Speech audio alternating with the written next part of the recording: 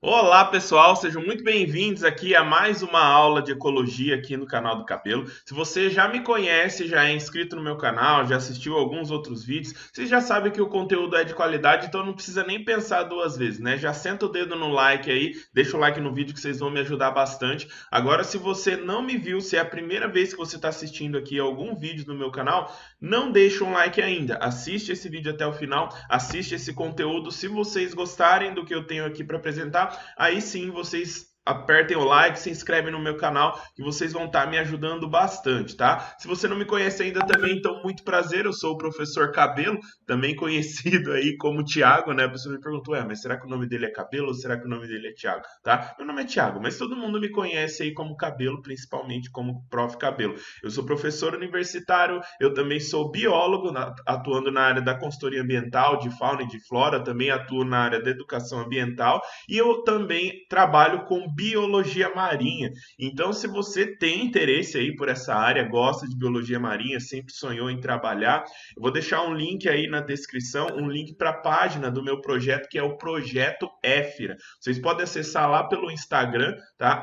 @Projeto Éfira. Lá eu posto muito conteúdo também sobre biologia marinha. Lá vocês encontram informações de quando eu dou os meus cursos, tá? De vez em quando eu dou alguns cursos na prática, lá em Ubatuba e Paraty, tá? Para quem se interessar, é uma atividade muito legal. Semana passada mesmo recebi uma turma, o pessoal adorou. Já estou vendo formas aí de encaminhar essa galera para o mercado de trabalho. Afinal de contas, eu tenho esse compromisso pro pessoal, com o pessoal que deposita confiança em mim, né? A galera que faz curso comigo, eu tenho esse compromisso aí de mostrar oportunidades para o pessoal, né? Formas de inserir esse pessoal no mercado de trabalho. Então vale muito a pena. E se você não pode fazer um curso presencial, dá uma olhada no meu curso online também, o link também vai estar aqui na minha descrição, tá?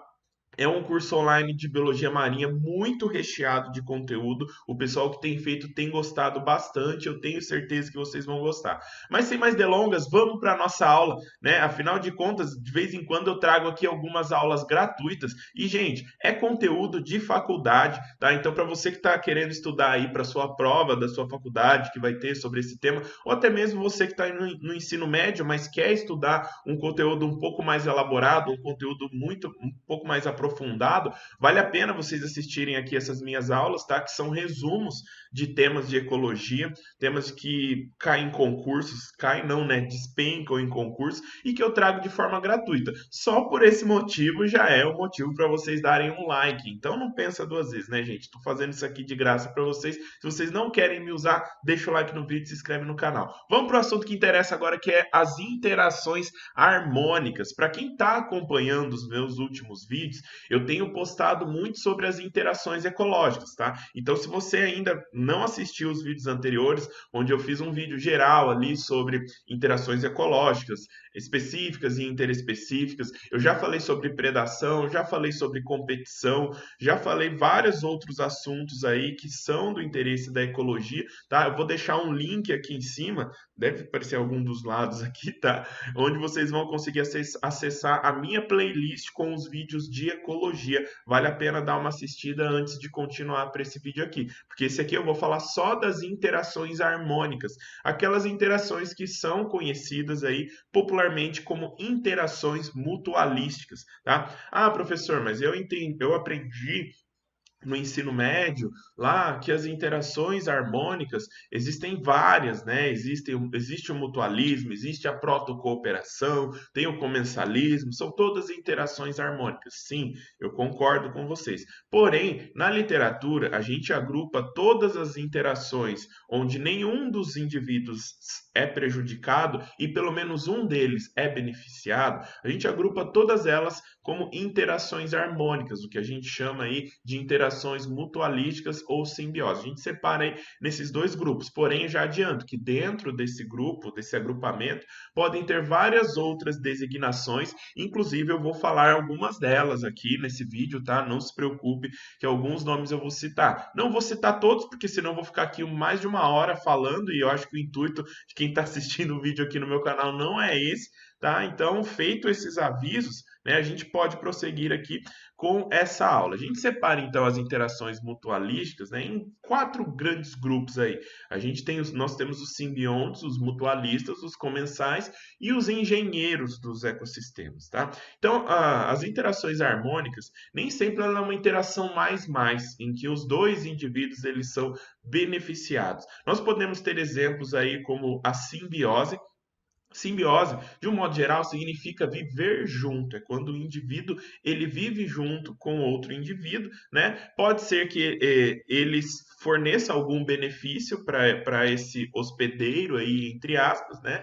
Mas pode ser que não, pode ser que ele simplesmente ele seja beneficiado, mas ele também não causa nenhum mal ali para o seu hospedeiro. Então isso daí é uma relação harmônica, né? Pelo menos um indivíduo é beneficiado e o outro, né, não necessariamente, o outro ele não é prejudicado, ele pode ser beneficiado ou ele pode ser ali indiferente em relação a essa interação. Tá? Mais adiante eu vou mostrar alguns exemplos ali de simbiontes para vocês verem, tá? Então não confundam simbionte ali com algum outro tipo de indivíduo, né? O comensal, por exemplo, que eu vou explicar já já também, tá? Mutualismo é aquele tipo de interação onde os dois organismos eles interagem, tá? E o benefício é mútuo, ou seja, os dois ali eles vão ser beneficiados, tá? No caso do mutualismo, é obrigatório em que eles sejam os dois sejam beneficiados, ao contrário do que a gente chama de protocooperação. Na protocooperação, um indivíduo ele é beneficiado e o outro não, tá? Então existe simbiose que pode ser protocooperação, o comensalismo é um tipo de protocooperação, tá? Então existem vários tipos de protocooperação, tá? Os outros desses que eu coloquei aqui na tela, só um mutualismo que não é protocooperação. Esses outros 3 aqui são classes diferentes do que a gente chama de protocooperação. Lembrando que a simbiose pode ser mutualismo ou pode ser protocooperação. Vou explicar um pouquinho mais adiante aqui nesse vídeo para vocês. Nós temos uma outra interação clássica que também é chamada de comensalismo. O comensalismo é uma interação do tipo mais zero, onde o indivíduo comensal ele se alimenta dos restos de alimento de outros indivíduos, tá? Então, nesse caso, nós chamamos de comensalismo, tá? Até o próprio nome já diz, comensal, vem de comer alguma coisa. O que que ele come? Come os restos do indivíduo do qual ele é comensal, tá? Exemplo disso, o peixe rêmora lá, que fica acompanhando o tubarão, aí quando o tubarão se alimenta ali, rasga um pedaço de um animal, sobra os pedacinhos ali, alguns pedaços menores, e o peixe rêmora vai se alimentando ali dos restos. Então ele é um comensal do tubarão.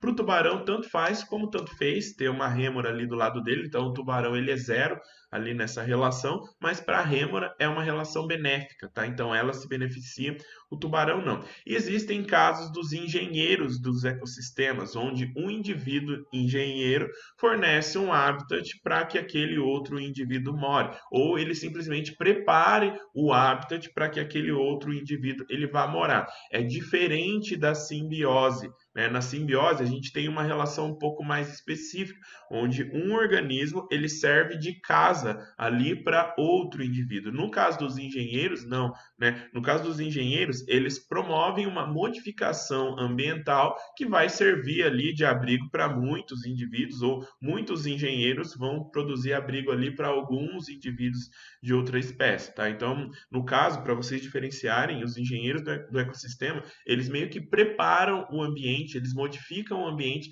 para que ele sirva de abrigo, para que ele sirva de moradia para outras espécies.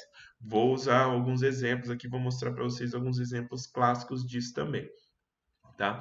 E aí, eu sempre coloco, né, como professor de zoologia, evolução e ecologia, eu sempre deixo um pouquinho da visão do pensamento evolutivo sobre os assuntos que nós estamos tratando aqui em ecologia, né? E como o pensamento evolutivo vê essas relações mutualísticas? Ela vê simplesmente como casos de exploração recíproca, né? Muitas vezes o indivíduo ele simplesmente ele se aproveita da situação ali, né? Ele explora o trabalho de outro indivíduo e em seu benefício próprio, né? Só que, às vezes, o que ele está fazendo ali para o seu próprio benefício pode servir para o benefício daquele que ele está tentando explorar também. Então, o benefício é mútuo. tá? Não quer dizer que seja intencional, quer dizer que o acaso fez ali, né? O acaso não, né? Mas o processo evolutivo ao longo de muito tempo fez com que essa exploração se tornasse recíproca para os dois lados. Então é dessa forma que o pensamento evolutivo ele vê as relações mutualísticas. Então vamos começar pelo comensalismo. Como eu disse, o comensalismo, ele é uma interação do tipo mais zero, né? Aquela interação onde um organismo ele é beneficiado e o outro tanto faz como tanto fez. Nessa imagem, a gente está conseguindo ver aí um ermitão, tá? Família ermitões aí no ambiente marinho, nós temos duas famílias, né? Família Paguride e Diogenide, tá? São anomuros aí conhecidos como ermitões. Aqui nós temos um ermitão onde ele mora dentro da concha de um outro animal ali, de um gastrópodo, né? Então ele tem um abdômen todo mole, ele não consegue sobreviver se ele não tiver o abdômen dele escondido dentro de algum lugar. Então ele não consegue sobreviver sem essa concha. Nesse caso, né, esse caso pode estar sendo aí um exemplo de engenheiros do ecossistema, porque o gastrópodo construiu a concha, ele morreu e o ermitão se aproveitou. Só que não é isso que eu quero que vocês foquem agora. Eu quero que vocês foquem na relação que o ermitão tem com outros organismos que vivem ali junto do ermitão, que são comensais do ermitão. Tá? Esse animal ele tem ali os maxilípedes, quando eles começam a se alimentar, voa farelo de alimento, voa coisa assim, para tudo quanto é lado. Né? Ele faz uma bagunça quando esses animais se alimentam. Quando isso acontece, olha aqui nessa imagem aqui que eu vou até circular para vocês, caso vocês não estejam conseguindo visualizar. Vou circular aqui com a caneta. Tá? Eu tenho um outro crustáceo aqui vivendo no dorso desse ermitão. Às vezes ele fica grudadinho ali na borda da concha do ermitão, que é um outro anomura da família dos porcelanídeos. Esses caranguejinhos aí, que não são caranguejos verdadeiros, mas se parecem muito, eles vão ficar muito atentos a hora que o ermitão começa a se alimentar. A hora que o ermitão começa a jogar pedaço, fragmento de alimento para tudo quanto é lado, o porcelanídeo ele vai lá, começa a balançar as anteninhas dele, pegar com o maxilípede e começa a pegar todo aquele alimento que está em suspensão. Então ele é um comensal do ermitão. Ele faz a mesma coisa que o peixe rêmora faz com o tubarão. Ele come os restos de alimento do ermitão. Tá? Então, nesse caso, o porcelanídeo ele é um comensal, ele come os restos de alimento do ermitão. Tá? Tem aqui uma outra foto aqui, no caso, um porcelanídeo grudado na concha do ermitão. Os ermitões são crustáceos muito lindos, né? Eu sou suspeito para falar de crustáceos, mas a gente pode observar que muitas vezes a gente tem, né, o porcelana, né? Aqui no Brasil nós temos um muito comum que é o porcelana saiana, que vive frequentemente ali grudado na borda de conchinhas de várias espécies diferentes ali de ermitão, mas geralmente do Petroquirus ali, né, que, se eu não me engano, é essa espécie do meio, né, o Petroquirus diógenes, a espécie do ermitão, e você tem ali um porcelanídeo que vive na concha ou no dorso do próprio ermitão, tá? Sempre muito próximo ali da onde os fragmentos de alimento eles saem. Aqui no caso, agora vamos falar de engenheiros do ecossistema, e eu estaria sendo muito negligente se eu não usasse como exemplo os recifes de corais. Quem são os recifes de corais? Né? Vamos começar lá do começo explicando como esses recifes eles são formados. Eu tenho um grupo de quinidários, do grupo dos antozoários, que são os parentes das anêmonas, tá? Só que dentro desse grupo aí, parentes das anêmonas, nós temos os antozoários que produzem um esqueleto calcário, tá? Assim como na imagem. Eu tenho aqui o indivíduo aqui, que a gente vai chamar de pólipo. Esse pólipo, ele vai produzir um esqueleto interno, que está sendo representado aqui, ó. Por essa imagem, você tem aqui o escrito coralo, onde eu tenho essas duas estruturas aqui, tá? Isso é uma estrutura calcária, é rígido, né? Como se você pegasse ali um pedaço de calcário mesmo, duro, como se fosse concha. E esse animal, isso aqui é o esqueleto dele. Só que eles vão crescendo e vão formando grandes colônias, e nessas colônias você tem esqueletos enormes. Quando esse animal morre, o esqueleto ele fica lá, no lugar dele. E eles são tão numerosos que eles podem formar grandes recifes formados por esqueletos de corais, o que a gente chama aí de recifes de coral. Tá? Aí o que acontece? Quando esses corais vão morrendo, eles vão deixando os esqueletos deles, né? Pode ser que eles estejam crescendo aqui mais próximo da costa, pode ser que eles estejam crescendo próximos a costas também, porém a plataforma continental ela vai se deslocando, então ela vai levando esse esqueleto que vai crescendo para o mar aberto. Né? Conforme vai crescendo, vai levando para o mar aberto, novos recifes crescem por cima do antigo. Aí o continente se desloca mais um pouco, um novo recife cresce para cima do antigo. Geralmente eles ficam muito próximos à superfície, porque eles vão crescendo um em cima do outro e vão formando essas estruturas que a gente chama de barreiras, né? Nós temos no nosso planeta a grande barreira de coral da Austrália, que ela é possível ser vista aí do espaço, de tão grande que ela é, que ao longo de milhares, milhões de anos, ela foi sendo formada ali pelo crescimento, soterramento e novo crescimento de muitos indivíduos desse grupo, formando grandes barreiras, tá? E aí a gente, se vocês quiserem um aprofundamento, tem uma aula lá no meu curso de Biologia Marinha no online, tem uma aula no curso de Biologia Marinha presencial também, onde eu falo muito sobre recifes de coral e ecologia desse ambiente. Se vocês quiserem se aprofundar mais nesse assunto, faz o meu curso que ainda está no, no preço promocional, tá? Então não vou me aprofundar um pouco mais nesse assunto, tá? Se vocês quiserem saber mais, vai lá fazer o meu curso. Porém, aqui a gente percebe que essas estruturas que foram formadas ao longo de milhões de anos, elas vão servir de abrigo para uma série de organismos. Os recifes de corais, eles são aí um dos ambientes mais biodiversos do nosso planeta. São verdadeiros hotspots de biodiversidade marinha. E a visão é mais ou menos essa como da foto aí que eu coloquei para vocês, tá? Muitas espécies de peixes, muitas espécies diferentes de invertebrados, essa explosão de cores que a gente vê é em decorrência da biodiversidade que habita esse local, tá? Então nós temos aí os recifes de corais como um dos exemplos mais clássicos dos engenheiros dos ecossistemas. Quem são os engenheiros? Os corais, né? Os antozoários que pertencem ao grupo dos corais. Então, eles formam verdadeiras estruturas que abrigam uma grande quantidade de biodiversidade. Se não fosse por esses animais, muitas espécies não teriam nem surgido ali ao longo do processo evolutivo. Então, são verdadeiros engenheiros do ecossistema, produzem estruturas gigantescas mesmo, tá? Em uma escala muito maior, por exemplo, do que no caso de um simbionte, onde um único indivíduo é o abrigo de um outro animal, tá? Aqui nesse caso, muitos indivíduos de espécies arbóreas, eles podem funcionar como engenheiros também, porque em florestas, onde você tem muitos indivíduos arbóreos, essas florestas, elas servem de substrato para que outras plantas cresçam também, como no caso dessa foto aí tirada em um manguezal, numa região de Mata Atlântica, onde eu consigo ver muitas bromélias epífitas, né? Bromélias que crescem no tronco de outras árvores. Essas árvores abrigam só bromélias? Não, elas vão abrigar muitas bromélias, muitos animais que constroem suas casas, né, no substrato rígido que essas árvores proporcionam. Alguns animais utilizam essas outras árvores aí como abrigo também, né? Eles podem modificar o seu ambiente. Além disso, né, a gente encontra muitos aqui nessa árvore, por exemplo, eu tenho umas manchas brancas aqui onde eu consigo ver alguns fungos, alguns líquens crescendo, né? Então funciona de substrato aí para uma série de outros organismos.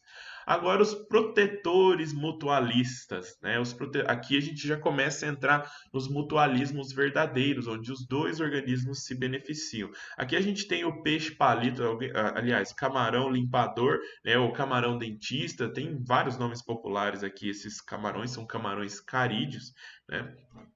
E aqui eu tenho um exemplo de um desses camarões limpando ali os dentes de uma moreia. A moreia não comeu esse camarão porque, para ela, isso é benéfico, né? Ela tem ali os seus dentes limpos, né? Livres de bactérias, livres de outros micro-organismos que poderiam, de repente, causar doenças para essa moreia. E o camarão, ele se beneficia também quando ele se alimenta desses restos, né? A moreia fornece ali o alimento de fácil acesso para esse camarão. Então, é uma relação mutualística. Os dois ali eles saíram beneficiados. Outro exemplo aqui também, né, é algumas plantas elas têm glândulas, né, glândulas que produzem uma substância açucarada e que as formigas elas utilizam dessa substância para o seu alimento.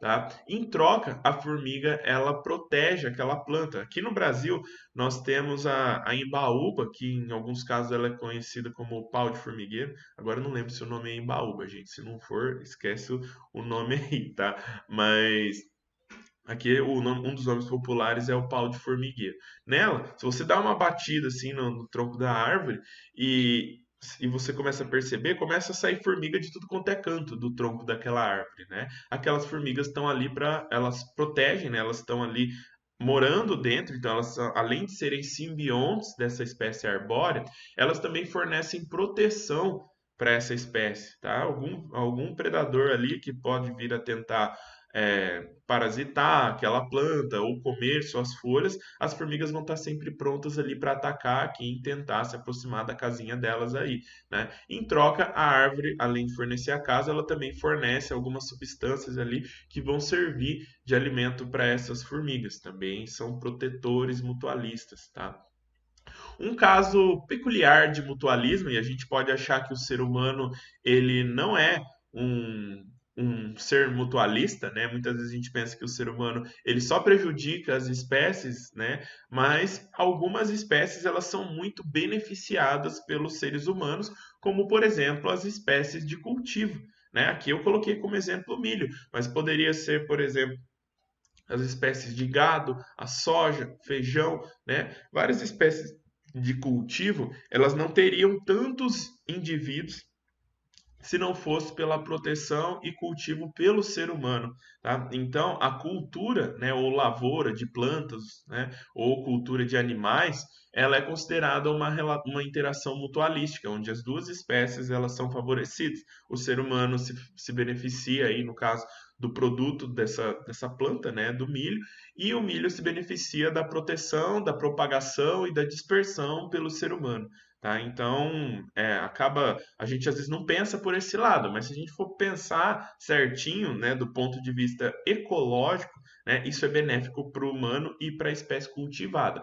Porém, acaba sendo um prejudicial para outras espécies nativas ali, né? E que a gente não, hoje isso não é o assunto da nossa aula, mas a gente pode abordar isso no outro assunto também, né? Pode ser que para o milho é benéfico, mas e para outras espécies, né? Para as outras espécies que estavam aí nesse local, que foram no local que foi desmatado para o cultivo, né? De monoculturas, isso acaba não sendo nada benéfico, né? Muito prejudicial, inclusive. Mas isso é assunto para outras aulas, tá? Só que não é só o ser humano que faz isso, né? Algumas formigas aí, as formigas aparecendo novamente, elas cultivam algumas espécies de pulgões, né? E o que fazem esses pulgões? Esses pulgões, eles se alimentam de seiva de algumas plantas, né? E ao se alimentar das seivas dessas plantas, esses pulgões, né, eles conseguem injetar o seu aparelho bucal e atingir o floema dessas plantas e ingerem a substância açucarada que essa planta está produzindo, tá? Só que esses pulgões, eles ingerem muito mais do que eles conseguem aproveitar. Aí o que eles fazem? Eles vão, ao mesmo tempo que eles vão ingerindo, eles vão soltando ali por trás, ali pelo ânus mesmo, o restante dessa substância açucarada. Já vai saindo ali por trás na forma de uma gotícula e as formigas se aproveitam dessa situação. A formiga não teria condição de perfurar o floema da planta e se alimentar dessa substância. O pulgão faz isso e ainda sobra, a formiga se beneficia disso. Só que a formiga dá algo em troca também para esses pulgões, né? A formiga ela protege, né? Ela cultiva. Às vezes ela até transporta alguns indivíduos de um lugar para o outro, né? A formiga ela faz esse trabalho. A gente viu algo muito parecido em algum desses desenhos da Pixar agora, não lembro se era no Vida de Inseto ou no filme Formiguinhas. Eu sei que isso já apareceu aí em algum desenho da Disney, não sei se vocês repararam, né? Mas eu tinha lá algumas formigas movimentando alguns pulgões, né? Então, isso já foi mencionado na, em alguma produção cinematográfica. Não vou lembrar agora em qual, mas me lembro de ter visto isso já em algum lugar. Tá? Então, nesse caso, também um exemplo de mutualismo, onde você tem ali a cultura ou lavoura de animais. Tá? E um dos mais clássicos exemplos de mutualismo é a dispersão de semente e de pólen, né? Essa maçãzinha aí bonita, vermelha, onde tem todo um fruto carnoso em volta da maçã, né? A gente sabe que na maçã o que se desenvolve ali é o esqueci o nome.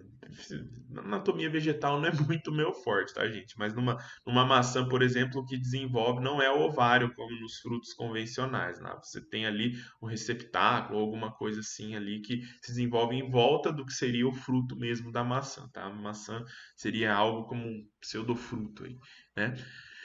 E ela tem todo esse gasto de produzir um tecido docinho aí, com grandes quantidades de açúcar.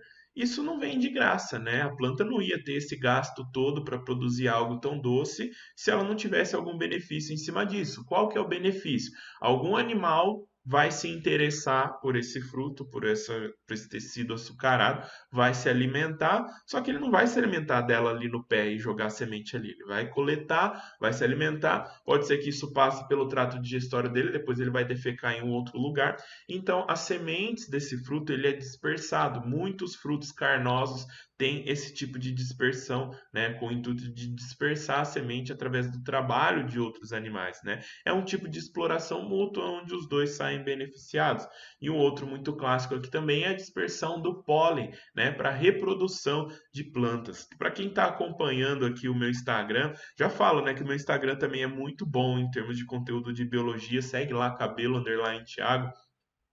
Essa semana aí, uns 3 dias atrás, eu fiz uma postagem de uma planta que ela produz ali um cheiro de carniça e a mosca senta lá, fica impregnado com o pólen e leva para outra flor. Nesse caso não é mutualismo, porque a mosca ela não recebe benefício algum, né? Muito pelo contrário, às vezes ela gasta energia depositando ovos ali naquela flor, ela acaba sendo um pouco prejudicada, né? Nesse caso a gente chama de esclavagismo. Não tem nada a ver com isso aqui, mas só para vocês verem que as flores têm muitas formas de espalhar o seu pólen, né? De transportar o seu pólen para outras flores. E um dos casos mais comuns aqui é através do transporte por outros animais, geralmente insetos. Então, abelhas são aí um dos principais transportadores, um dos principais polinizadores de folhas de flores que nós temos aqui no nosso planeta, tá? Muitos insetos fazem esse transporte também. Só que os himenópteros, né, abelhas e vespas, elas são aí talvez os principais agentes de polinização para muitas espécies de flores, tá? A abelha se beneficia pegando ali o néctar, né, se alimentando de alguma substância açucarada que a flor produz, e em troca ela leva o pólen, né, ela sai impregnada de pólen. Quando ela sentar em outra flor ali, pousar em outra flor, ela vai sujar ali o órgão feminino da flor com o pólen masculino da flor que ela coletou anteriormente, tá? Então, uma importância muito grande aí, se não fosse também pelos insetos, muitas das nossas culturas não teriam ido para frente, e muitas espécies terrestres não teriam ido para frente aqui no nosso planeta, tá? E aqui, isso aqui o ser humano faz também, né? Que os simbiontes, os mutualismos intestinais, né? Que são no caso de simbiose onde os dois são beneficiados, principalmente para organismos que se alimentam de vegetais, né? Então aqui eu tenho um exemplo do sistema digestivo de um coelho, de uma zebra, de uma ovelha e um de canguru. O que esses 4 animais têm em comum? Eles são herbívoros, ou seja, eles se alimentam de material vegetal. E o material vegetal, ele tem um certo problema, né, para a gente conseguir digerir, que é o problema da parede celular. Ela é uma parede revestida, né, uma parede formada de celulose que protege as células vegetais. O nosso organismo, né, e de muitos animais, não produz as enzimas chamadas de celulases. Tá? O que uma celulase faz? Ela digere celulose. O que esses organismos têm em comum? Eles precisam ter micro-organismos em seu intestino, né, em alguma câmara do intestino, que faça esse trabalho de digerir, de quebrar a celulose em pedacinhos menores, para que os organismos consigam sobreviver. O ser humano também não é muito bom nisso, né? Experimenta comer um milho aí mal cozido e não mastigar direito para você ver. A hora que vocês for no banheiro, vocês vão lembrar que vocês comeram milho lá antes de dar descarga. Você fala, olha esse pedacinho de milho ali no meu cocô, né? Por quê? Porque não digeriu. bio, né? A gente não produz celulase, então a gente não pode exagerar também em materiais vegetais e não mastigar direito. Tem que mastigar certinho, mastigar bastante, tentar quebrar essas células aí, tentar digerir o máximo possível, tá?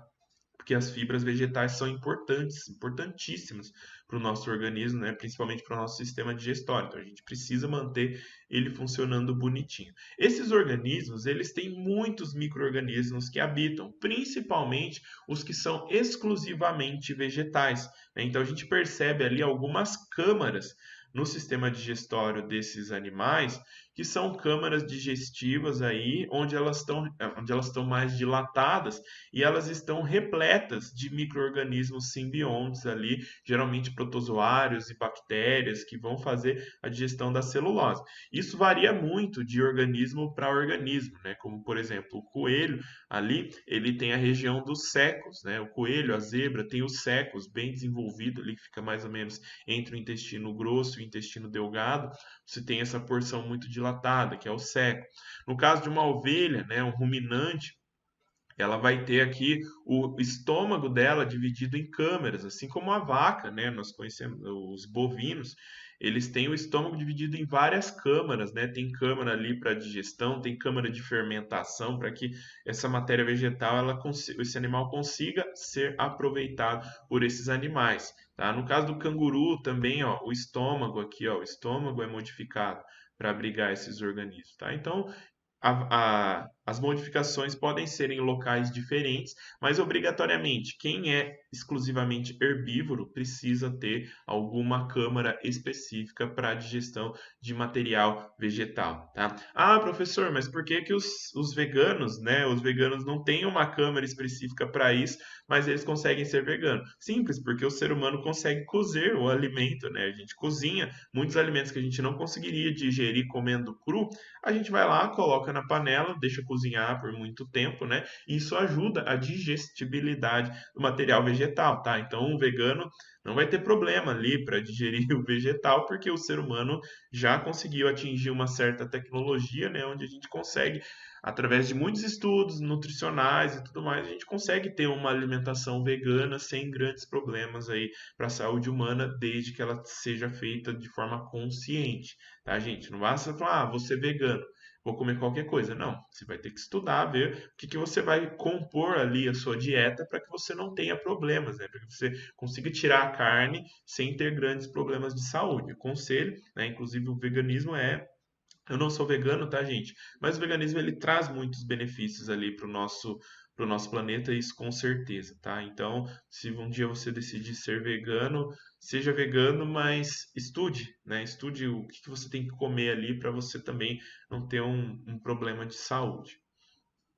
Aqui nessa tabela, só para vocês terem uma ideia da quantidade de micro-organismos que foi encontrado aí, por exemplo, dentro do estômago de um boi, tá? Então, olha a biodiversidade. Então, eu tenho micro-organismos aí com função amilolítica, com função celulolítica, né, que usam ali vários produtos diferentes, como glicerol, né, usa hidrogênio. Então tem muitas funções aí, um verdadeiro maquinário bioquímico que só o intestino desse animal não seria capaz de aproveitar. Tá? Não vou ficar listando espécie por espécie aqui, depois qualquer coisa, dá um pause aí no vídeo, quem quiser saber espécie por espécie, dá uma olhada aí nessa tabela, tá? Não vou parar muito dela, senão a aula ela vai ficar muito longa. E aqui alguns outros casos de simbiose também muito peculiares, que são simbioses que são mutualistas também.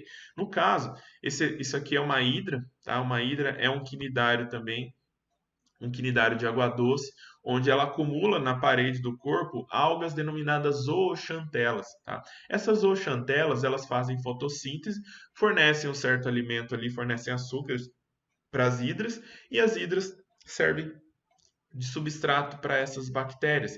Mesma coisa os corais, tá, gente? Os corais eles crescem parecido com plantas, porque a principal forma de obtenção de energia dos corais é parecido com as plantas, porque os corais também são impregnados de zooxantelas e precisam da luz solar, precisam da fotossíntese, tá? Então por isso que eles têm essa coloração muito diversificada, e isso varia de acordo com o tipo de zooxantela que esse coral usa, tá? Tanto que um dos fenômenos que é o branqueamento de coral, ele está sendo provocado pela morte das zooxantelas. Eu tenho um vídeo aqui no meu canal falando sobre branqueamento de coral, vou tentar colocar o link aqui em cima, quem quiser acessar também, tá? Onde eu explico com mais detalhes essa questão do branqueamento de coral.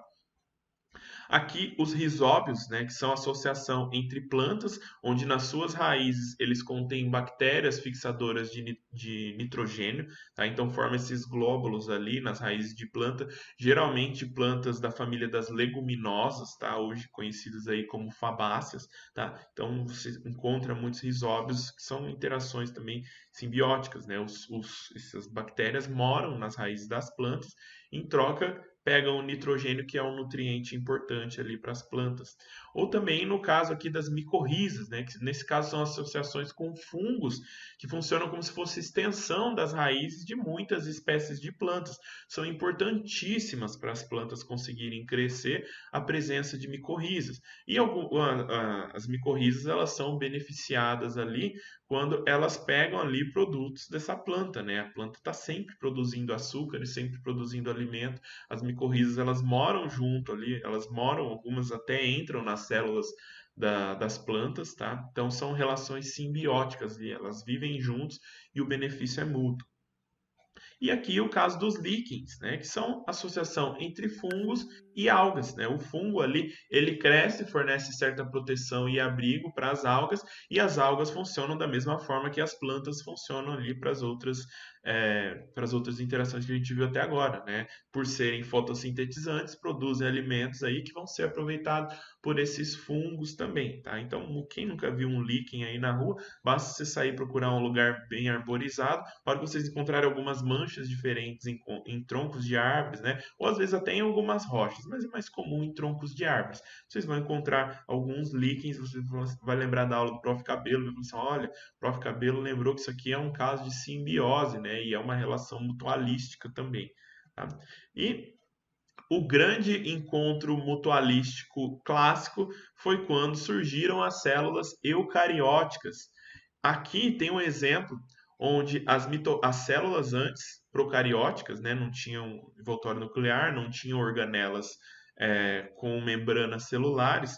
Em algum momento da vida, né, uma célula que não tinha essas organelas absorveu uma bactéria e essa bactéria ela era produtora de energia. Hoje elas são conhecidas como mitocôndrias. Não se tem mais dúvidas de que as mitocôndrias elas eram bactérias separadas das células procarióticas ancestrais, né, e que ao serem absorvidas elas mantiveram o seu DNA, né, tanto que nossas mitocôndrias elas têm DNA próprio, elas têm DNA de bactérias. Por quê? Porque elas são bactérias que vivem dentro das nossas células até os dias de hoje.